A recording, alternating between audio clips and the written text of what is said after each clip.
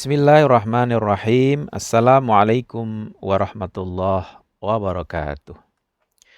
Pada kesempatan yang lalu saya sudah berbagi tentang ayat-ayat hukum yang ada di dalam Al-Quran yang memiliki cakupan atau keluasan, di antaranya ayat-ayat yang mencakup hukum khusus, kemudian ayat-ayat yang mencakup hukum umum, kemudian ayat-ayat yang mengandung kaidah fikih, kemudian ayat-ayat yang mengandung kaidah-kaidah usul.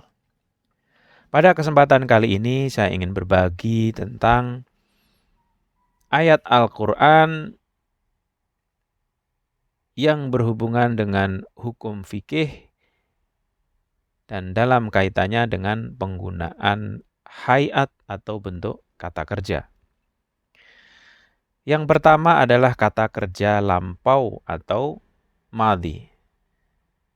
Ya ayyuhalladzina amanu kutiba alaikumusyamu kama kutiba alal ladzina min qablikum la'allakum tattaqun.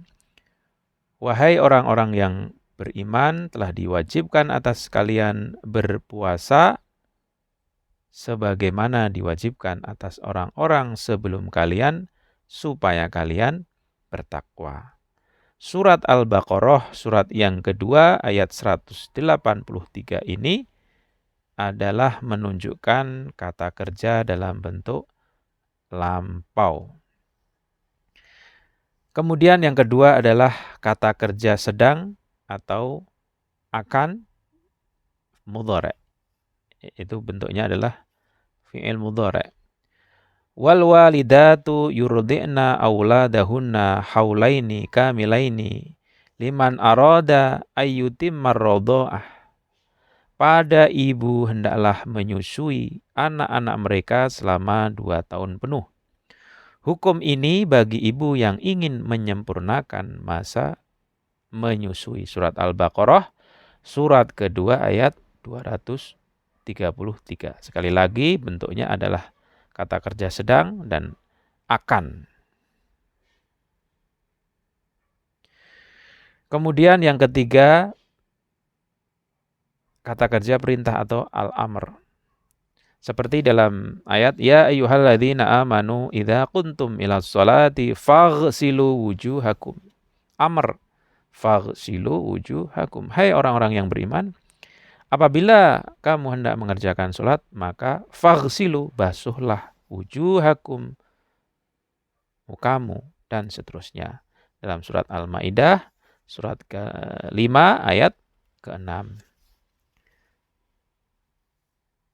Yang keempat yaitu bentuknya kata kerja larangan, sebagaimana wala ta'kulu amwalakum bainakum bil batili wa tudlu biha ilal hukami litakulu fariqam min amwalin nasi bil ithmi wa antum ta'lamun. Wala ta'kulu, dan janganlah sebagian kamu memakan. Kata-kata wala ini menunjukkan kata kerja larangan. Kemudian kata kerja menafikan, la yamassuhu illal mutahharun tanzilum mir rabbil alamin. La yamassuhu, menafikan, tidak dapat menyentuhnya, memahaminya kecuali hamba-hamba yang disucikan, diturunkan dari Tuhan semesta alam. Ini bentuknya kata kerja menafikan. Selanjutnya bentuknya kalimat info atau informasi yang positif. At-thalaqu marratani fa imsakum bima'rufin aw tasrihum bi ihsan wala yahillu lakum an ta'khudhu mimma ataitumuhunna, dan seterusnya. Talak yang dapat dirujuk kembali adalah 2 kali.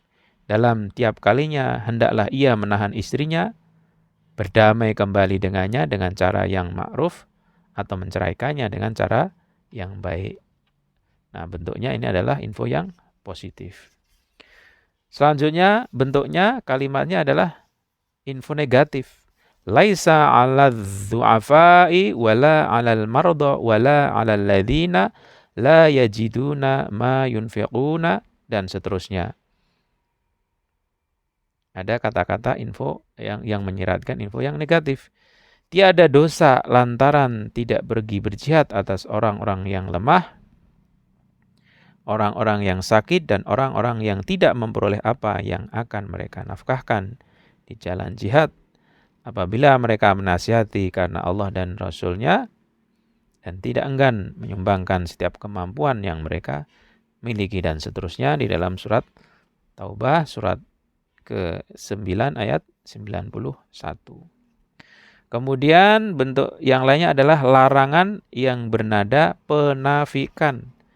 Al-hajju asyahrum ma'lumatu faman farada fihinnal hajja fala rafatha wala fusuqa wala jidala fil hajji wa ma taf'alu min khairin ya'lamhullahu wa tazawwadu fa inna khairaz zati taqwa wattaquni ya ulil albab. Musim haji adalah beberapa bulan yang dimaklumi. Barang siapa yang telah menetapkan niatnya dalam bulan-bulan itu akan mengerjakan haji, maka tidak boleh ia mencampuri istrinya dan seterusnya. Ini bentuknya larangan yang bernama menafikan.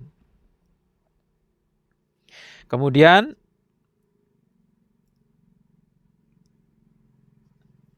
saya cukupkan sekian ya. Semoga bermanfaat. Billahi taufik wal hidayah. Wassalamualaikum warahmatullahi wabarakatuh.